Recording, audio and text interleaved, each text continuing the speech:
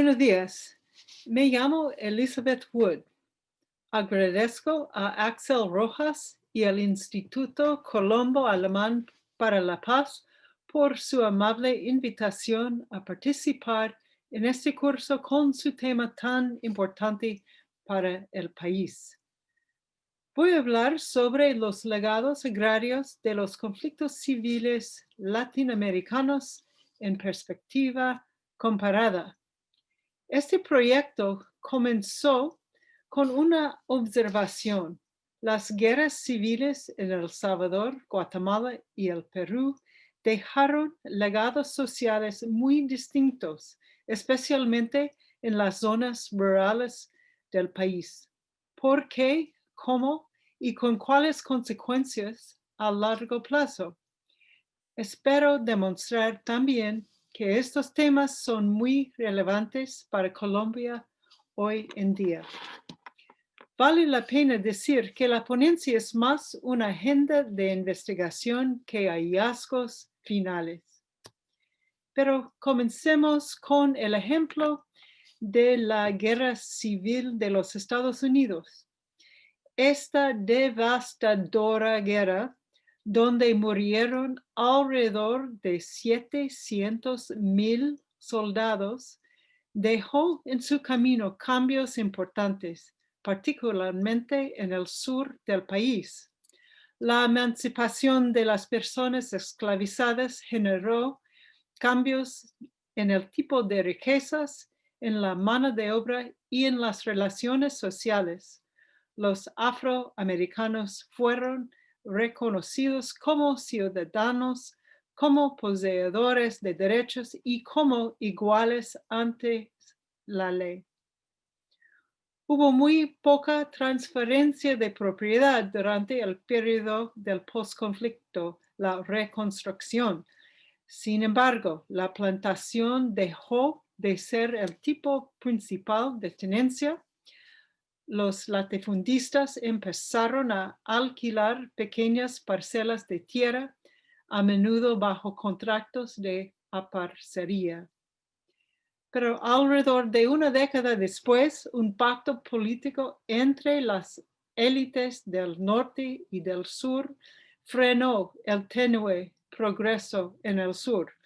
Con el fracaso de la reconstrucción y la legislación diseñada para restringir sus derechos, contravinieron las perspectivas de justicia social, igualdad ante la ley y igualdad de oportunidades que se esperaban en el periodo de la posguerra. Como consecuencia, la desigualdad agraria y política perduró en las zonas rurales del sur por más de un siglo y continúa hasta el día de hoy a pesar del progreso tan significativo del movimiento por los derechos civiles. Así que la historia de mi país tiene ciertas moralejas. Los conflictos civiles reorganizan las estructuras agrarias y relaciones sociales de maneras profundas que pueden ser prometedoras para una refundación del Estado hacia una sociedad más justa, a pesar del sufrimiento vivido durante el conflicto. Pero no aprovechar esa potencial puede conllevar la reanudación del conflicto o al sufrimiento y injusticia sostenidos. Este tema de los legados locales del conflicto no ha sido estudiado muy a fondo hasta ahora, así que para generar ideas, consideremos los procesos sociales variados durante conflictos civiles armados que transformaron el campo en diferentes medidas en 3 países latinoamericanos y después pasamos al caso colombiano. Aquí es sobre qué vamos a hablar. Bueno, para empezar, Los procesos sociales del conflicto consisten en la transformación de los actores, estructuras y normas sociales a nivel local. Algunos surgen durante el conflicto, otros son procesos propios de los tiempos de paz que son transformados por el conflicto de modo más rápido como la urbanización o más lento como la construcción de infraestructura y con consecuencias diferentes. Esos son los 6 sobre que vamos a hablar. Esos procesos están fuertemente influenciados por, número 1, las estrategias de los actores armados, como los insurgentes, las fuerzas estatales y terceros como paramilitares o bandas criminales, que incluyen la violencia contra civiles y el control de civiles basado en sus modelos de gobernanza. Y número 2, las decisiones de los civiles en contextos con opciones limitadas. Quiere decir la agencia de los civiles. La lógica de los argumentos se ve en esta gráfica, junto con las disposiciones agrarias del acuerdo de paz, si terminó así o si fue implementado, y las políticas del Estado en la posguerra, los 6 procesos de los conflictos civiles, también disposiciones agrarias, políticas del Estado, entonces dejan así los legados agrarios. Entonces, para analizar los procesos y sus legados en nuestros casos de conflictos civiles en El Salvador, Guatemala y el Perú, debemos resumir los conflictos mismos. Empiezo hablando de los patrones de violencia. Empiezo con El Salvador, donde el conflicto surgió luego de la violencia estatal profunda contra un movimiento social no violento que incluyó la movilización masiva de campesinos. El Estado fue responsable de por lo menos 85 de los muertos y su violencia generó el desplazamiento masivo de las zonas rurales, un cuarto del total de la población, y muchos salieron del país. La violencia en el conflicto guatemalteco también fue muy asimétrica, pero los insurgentes eran mucho más débiles. Además, hubo violencia genocida por parte del Estado contra las comunidades indígenas debido al apoyo que algunas habían dado a los insurgentes. En el caso del Perú, la ideología del grupo guerrillero Sendero Luminoso fue muy distinta de las otras insurgencias. Por lo menos la mitad de los asesinatos de civiles fueron cometidos por los insurgentes. Muy brevemente, estos son aspectos seleccionados de los 6 procesos influidos por parte de estos patrones. Movilización política. En El Salvador, durante el conflicto, redes de civiles muy amplias apoyaron a los insurgentes, especialmente por medio de la provisión voluntaria de inteligencia y también comida.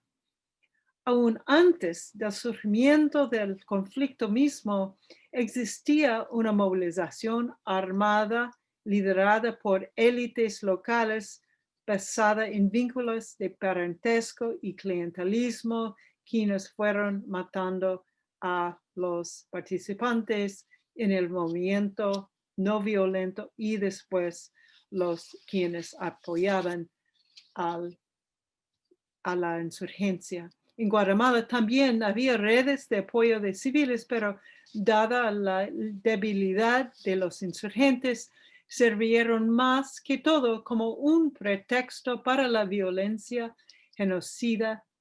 En Guatemala, el ejército desplazó comunidades indígenas enteras y forzó la población a participar en patrullas de defensa civil.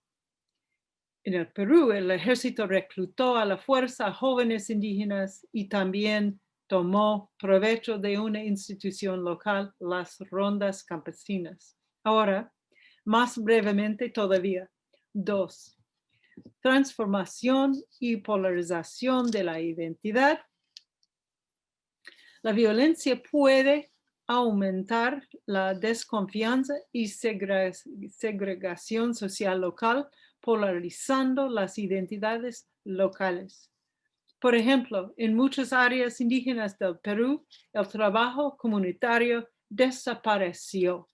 Militarización y cooptación de la autoridad local. Quiere decir la suplantación de las formas locales de gobernar por un actor armado, sea insurgente, militar o tercero. Con el desplazamiento de élites y autoridades locales, los poderes locales pueden cambiar. Por ejemplo, en algunas áreas de El Salvador, los latifundistas y otras élites se fueron y los campesinos comenzaron a gobernar. En cambio, si las élites locales perduran, también puede pasar que militaricen la autoridad local al crear alianzas con actores armados o al fundar su propio grupo armado. Transformación de la economía política local. Con el desplazamiento de las élites locales surgen nuevos patrones de producción y trabajo, usualmente incluyendo, número 1, más que todo, el declive de la inversión, tanto público como privada. Número 2, la disminución de la escala de producción agraria hacia la subsistencia. Y 3, el mayor acceso a la tierra para los pobres, pero menor acceso a créditos y mercados. Pero en algunos contextos dominan otros procesos. La reconcentración de la tenencia de la tierra, sea informal o ilegal, o como parte de políticas de contrainsurgencia como el reasentamiento forzado de comunidades indígenas en Guatemala y la reforma agraria amplia en El Salvador. O en otros contextos domina una reingeniería social por parte de los insurgentes, como en El Salvador, la ocupación de la tierra por campesinos a la sombra de la guerra desde 1986. La transformación de los arreglos de género. La masculinidad se militariza. En muchos, pero no todos los contextos, la violencia sexual aumenta y en muchos contextos el rol femenino se amplía. Las mujeres actuaron como interlocutores de sus comunidades y familias antes del Estado, un proceso importante en Perú, por ejemplo. Las mujeres asumieron nuevos roles productivos en ausencia de los hombres, saliendo de la producción en el hogar al sector de servicios. Y muchas participaron en la movilización política y quizás militar. Hubo muchísimas mujeres combatientes en las fuerzas insurgentes, casi una tercera parte en El Salvador y 40% en el Perú. En resumen, la violencia, las políticas del Estado y la surgencia y la agencia limitada de los civiles puestan en marcha los procesos sociales del conflicto civil y junto con las políticas del Estado transforman las estructuras y relaciones y la cultura agraria. Ocurren de maneras distintas y en grados diversos en cada país y región de cada país. En El Salvador, el sector agrario fue transformado radicalmente por el desplazamiento de las élites por la reforma agraria, que fue parte de la campaña de contrainsurgencia, y por la movilización de los campesinos aliados al FMLN. También hubo desplazamiento masivo a las ciudades y a los Estados Unidos. Resultó una transformación de la tenencia y uso de la tierra y las relaciones sociales agrarias. Los siguientes mapas son de mi libro Insurgent Collective Action and Civil War en El Salvador. Fueron dibujados para mí al final del conflicto por los miembros de cooperativas agrícolas. Esta mapa, la mano izquierda, muestra una propiedad muy grande sobre la costa pacífica que fue sembrada con algodón antes de la guerra. Tenga en cuenta la extensa infraestructura de riego, aquí, en el sur, y aquí un puesto de la Guardia Nacional. El ganado pastaba entre los campos de algodón y los manglares. Como parte de la reforma agraria contrainsurgente, los militares se tomaron la propiedad en marzo de 1980 y la entregaron a una cooperativa de trabajadores permanentes.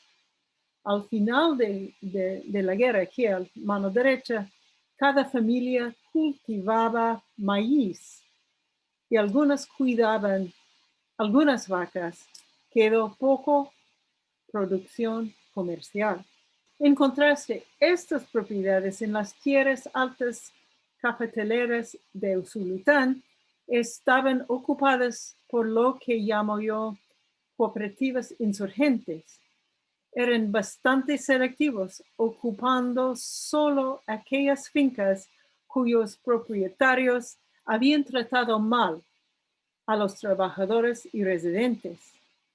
Tengo en cuenta la listada detallada de propiedades y también su área en manzanas. Estas propiedades en las tierras altas cafetaleras de Usulután también fueron ocupadas por una cooperativa insurgente. Aquí otro proceso social en tiempos de guerra también impulsó cambio en la tenencia de la tierra. Los mercados de tierra florecieron en los años tardíos de la guerra alrededor de pequeños pueblos y ciudades por dos razones principales. Primero, la ocupación formal de las propiedades cercanas por partidarios de los insurgentes, junto con las percepciones de los terratenientes de que las relaciones laborales serían difíciles al final de la guerra. Entonces querían vender. Y segundo, la capacidad de los residentes pobres para comprar gracias a las remesas de familiares en los Estados Unidos. Estas mapas ilustran los cambios forjados en el paisaje alrededor del pueblo de San José, donde actuaban la cooperativa Candelaria Un Nuevo Amanecer. Este mapa ilustra no solo la tenencia y el uso de la tierra en otro área de las tierras altas cafetaleras de Usulután, sino también los procesos sociales en tiempo de guerra llevaron al surgimiento de una cultura insurgente entre los campesinos locales. Mire aquí, así el Cerro del Taborete, propiedades tomadas por personas campesinos. Es un ejemplo así, esta excepción muy orgullosa así de esta nueva cultura campesina. Ese es como fue al final de la guerra, muy destruida, pero también no sé si se puede ver, pero muchas de estas propiedades fueron ocupadas por también otra cooperativa insurgente. Esta gráfica muestra que más de 25% de la tierra de cultivo fue distribuido, menos que la suma contemplada por fase 1 de la reforma agraria, ni empezaron fase 2 de la reforma agraria contrainsurgente, pero también nota bien que había transferencias de predios, estos predios ocupados por las cooperativas insurgentes durante el conflicto. Entonces, aquí más de un cuarto parto de la tierra fue destruido al finales del conflicto, bastante significativa. Los intereses económicos de las élites salvadoreñas fueron transformados a través de los años y como consecuencia de esos procesos de la guerra. La fracción de área cultivado en predios muy pequeños, de 0 a 20 hectáreas, aumentó de 36 a 46%, y predios así más de 100 hectáreas disminuyó de 39 a 23. Entonces, una democratización de la tenencia de la tierra, se puede decir. Entonces, esta democratización, la transformación en los intereses de la élite económica, que argumento en otro libro que fue base del acuerdo que llevó al fin del conflicto salvadoreño. También había movilización política después del conflicto para eliminar la deuda agraria. También, como otro legado, había notable el surgimiento de la izquierda en la política formal, alcaldías inicialmente y después Congreso y después presidencia.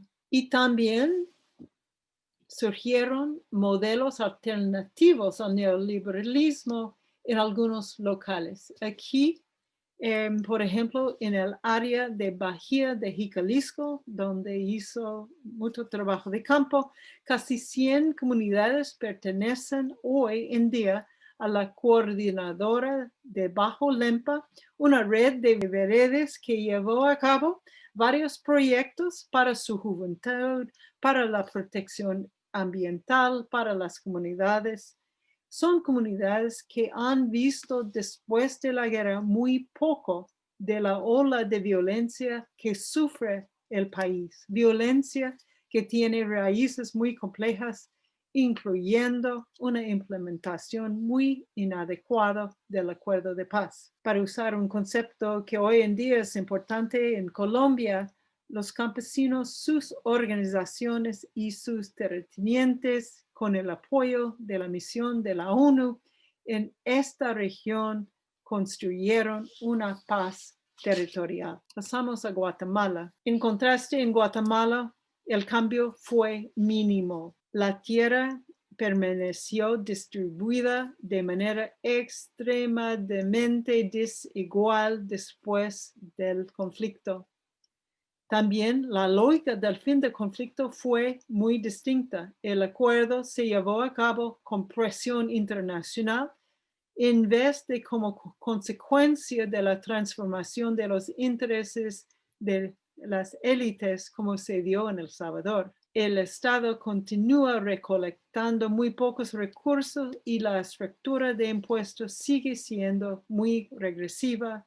Los cambios previstos en el acuerdo de paz no se hicieron realidad. No obstante, el conflicto dejó legados, tales como la militarización del Petén, también el aumento de la capacidad de movilización política por parte de algunos grupos indígenas y campesinos, y el patrón de violencia colectiva, linchamientos en algunas regiones. En el Perú, así como en Guatemala, las comunidades de la sierra sufrieron lo peor de la violencia. Se dieron desplazamientos masivos de los centros provinciales hacia las ciudades costeras. Las relaciones sociales se transformaron en las regiones montañosas, en especial en las comunidades indígenas, donde el tejido social se debilitó con la separación de familias y la división de comunidades y con la creación de nuevas autoridades, por ejemplo, rondas campesinas. Pero también es notable el incremento de la participación política por parte de las mujeres en la política en zonas donde hubo mucha violencia. También es importante pensar un poco sobre cambios en la estructura agraria en el Perú. Perú tuvo una reforma agraria bastante exitosa hecho por los militares, pero antes del conflicto. Y ahora 77% de la superficie de las tierras agrícolas están concentrados en solo 1% de los predios. Entonces, una reconcentración de tierra bastante fuerte. ¿Cómo se ha concentrado la tierra en Perú y cuándo ocurrió? Creo que debemos trabajar este tema mucho más. Fujimori veía así políticas para reformar la reforma agraria, liberalizó la tenencia de tierra en una nueva constitución y también fue muy notable la expansión de las agroempresas y la minería. Ahora, brevemente, Colombia, una mirada en perspectiva comparada. Dos advertencias, por favor. Aún no ha llegado un post-conflicto estable, como saben ustedes muy bien. Ojalá que sea pronto. Sin embargo, es importante delinear los legados que son evidentes, aunque la variación regional es inmensa y no la puedo capturar en esta corta presentación. Tenemos contrastes y semejanzas con los ejemplos ya discutidos. La tierra como agravio central y continuo, claro, es una semejante. Son múltiples los actores armados no estatales en este caso y son décadas de conflicto. Aquí tienen algunas cifras del sufrimiento del pueblo colombiano. También en Colombia hemos visto una tasa de desplazamiento muy, muy alta. Aquí se puede leer algunas cifras más actualizadas en el caso de desplazamiento. Por muchos años Colombia fue número 1 en la tasa de desplazamiento. Ahora Siria tiene este honor dubioso. Una cosa que complica mucho la restitución es que casi la mitad de la población desplazada tiene título, solamente la mitad más o menos. Como ya mencioné, hay una variación regional profunda en el Colombia. Entonces, tomando con un poco más profundidad el tema de desplazamiento forzado. Mire, los desplazados en su mayoría fueron pobres antes del desplazamiento y después más pobres. Estas cifras no son muy actualizadas, pero es notable que antes del desplazamiento más de la mitad bajo línea de pobreza y después, según estas cifras, casi 100%. La mayoría son mujeres, 21% son afrocolombianos, una sobrerepresentación, y son muchos menores también. Además, en Colombia hemos visto la militarización y captura de autoridades locales y una variedad de modelos de gobernanza. Ana Arjona, con su tema de rebelocracies, ¿no? Actores no estatales quienes gobiernan así algunas comunidades y sus legados. Este es un tema de mucho interés ahora por varios escolares colombianos. También hemos visto varias olas de movilización política y militar. La removilización paramilitar, por ejemplo, la movilización agraria en sus distintas olas, también movilización en zonas de reserva campesina. Pero una cosa muy notable en Colombia es el aumento marcado en la concentración de tierra. Quiero compartir algunas cifras, pero primero hay que entender qué quiere decir un coeficiente de Gini. Es una medida de desigualdad. Mire, si una población fue totalmente igual, entonces 50% de población iban a gozar 50% del ingreso o de tierra. Entonces, esta línea quiere decir igualdad. 75% de la población así gozan 75% del ingreso o de la tierra, etc., ¿no? Entonces, esta línea, igualdad.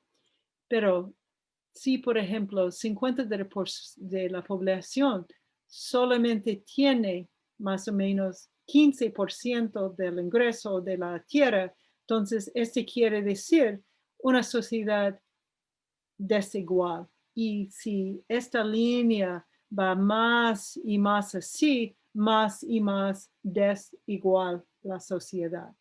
Entonces, Gini coefficient quiere decir el grado de la desigualdad de la sociedad. Este muestra punto 47. Esta muestra una sociedad mucho más igual, 0.25. Bueno, entonces, mira, este es cómo ha evolucionado el coeficiente de Gini en la propiedad rural en Colombia. Empezamos con el año 84. Ya muy desigual, 0.84, muy desigualdad. Pero por los años del conflicto va subiendo y subiendo.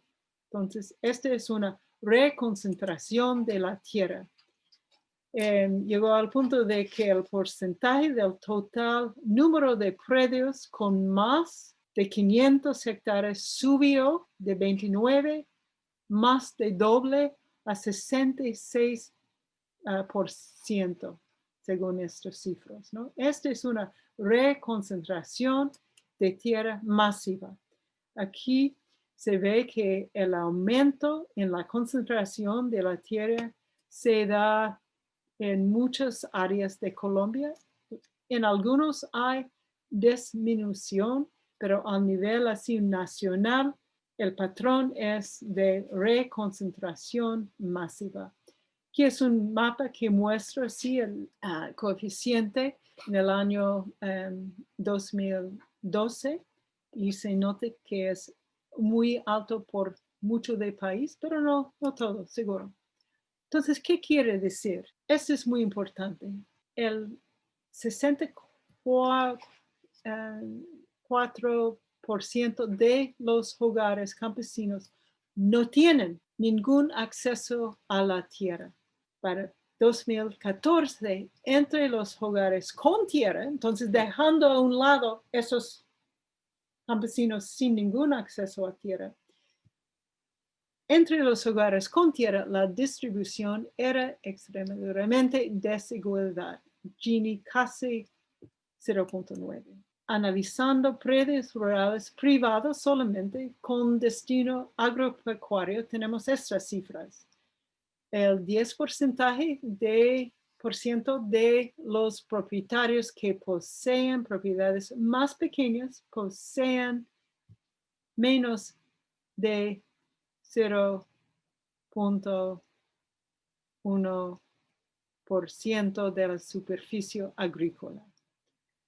Esto quiere decir que estamos viendo un fraccionamiento predial tremendo. El 50% de los propietarios tienen menos de 1.5 0.63 hectáreas. Tiene muy poco tierra.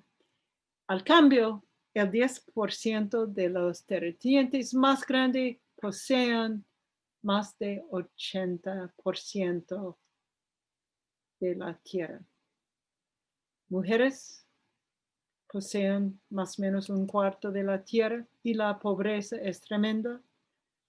80% de las propiedades son menores de la unidad agrícola familiar, el mínimo necesario para una familia rural.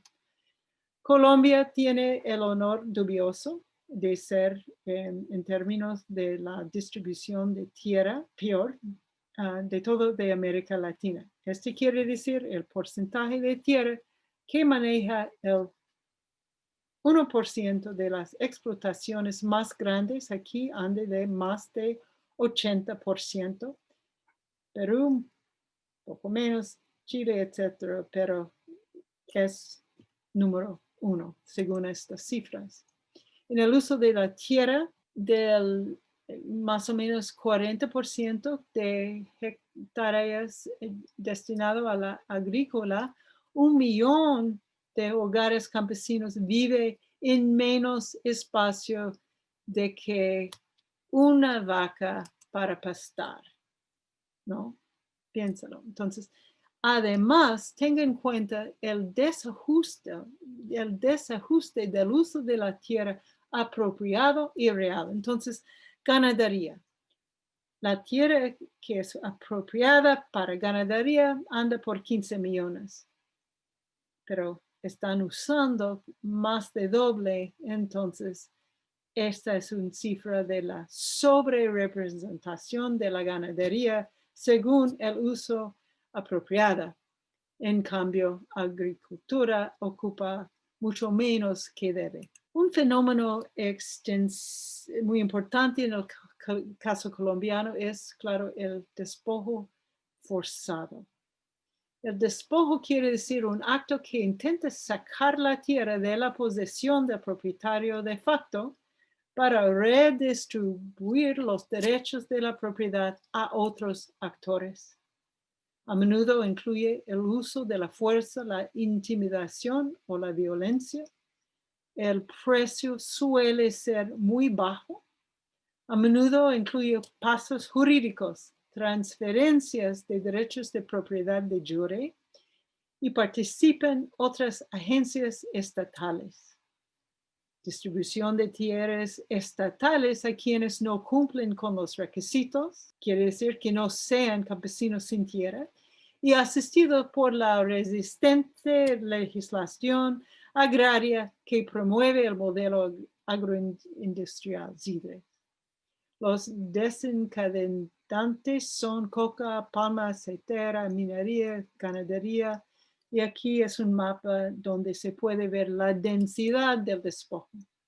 Ustedes van a escuchar sobre este tema Jennifer Vargas Reina, quien escribió desde hace poco un tesis doctoral sobre este tema tan importante y va a hablar de distintos tipos de acumulación de tierras por las décadas del conflicto colombiano. Entonces, lo dejo aquí.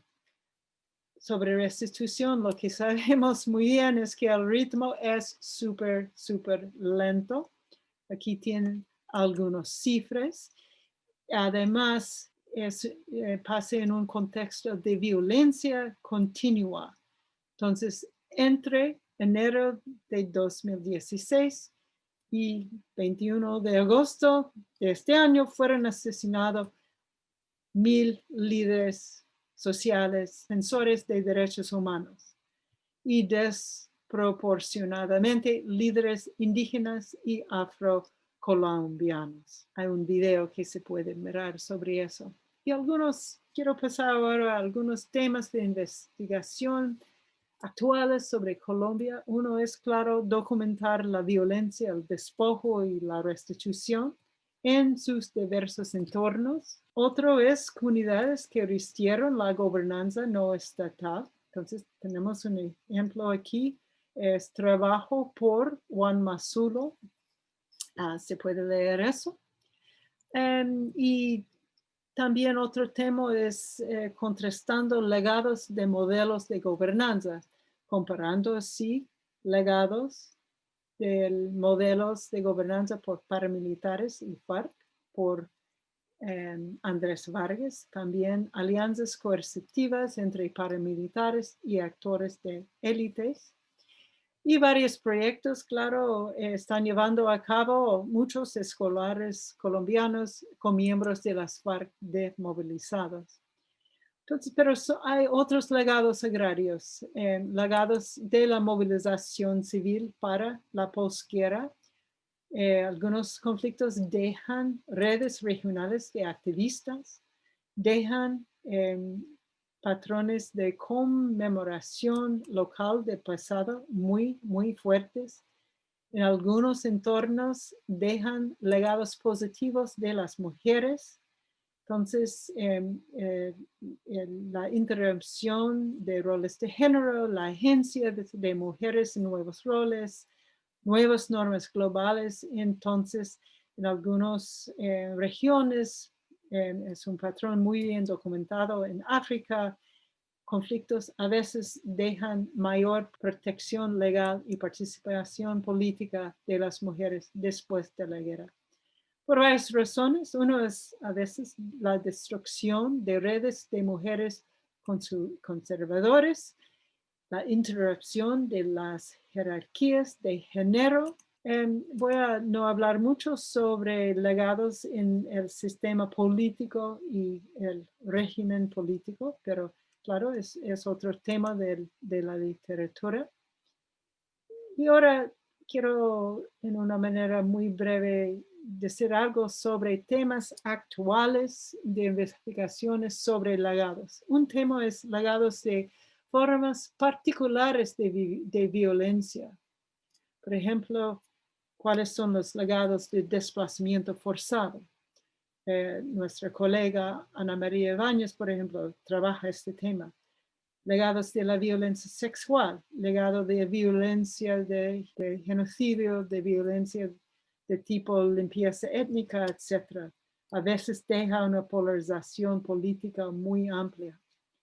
Y también a nivel individual las consecuencias de ejercer y presenciar la violencia.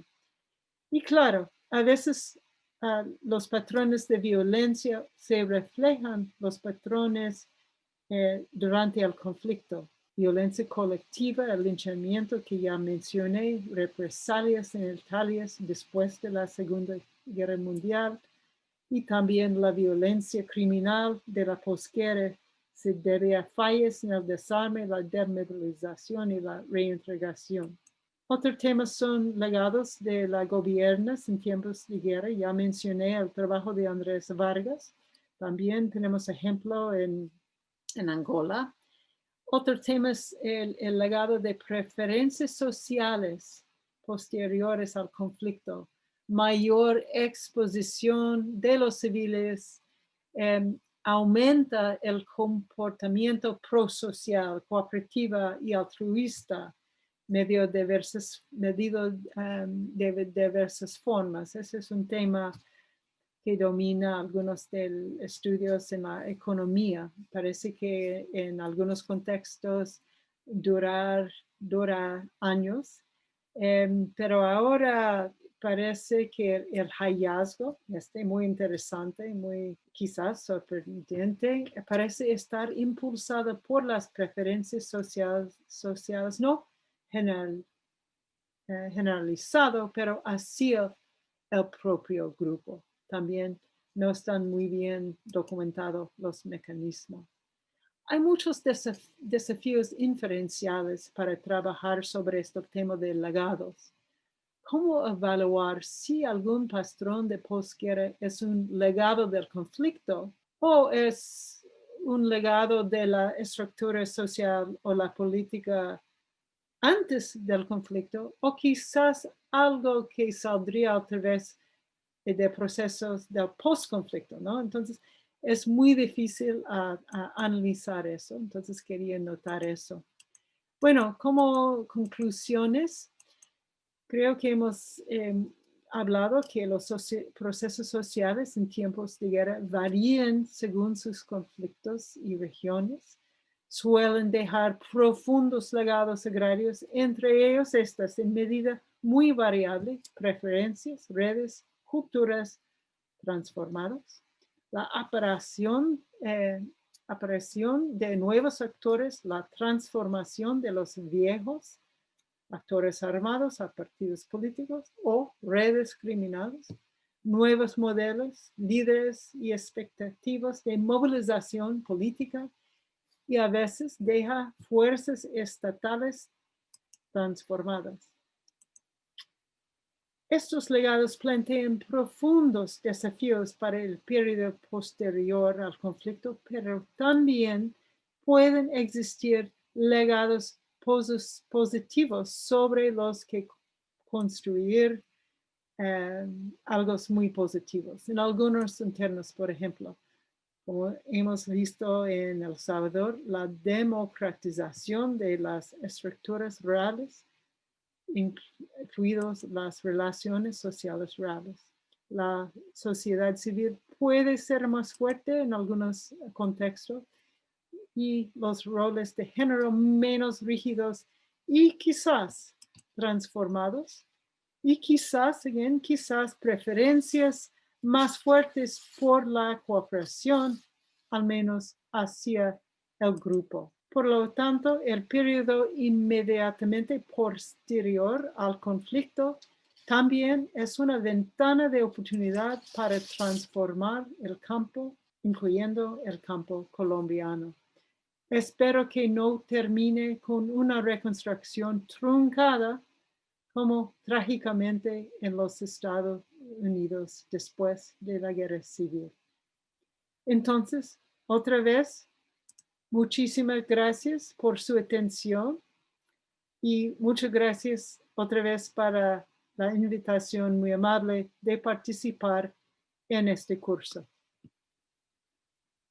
Hasta enero.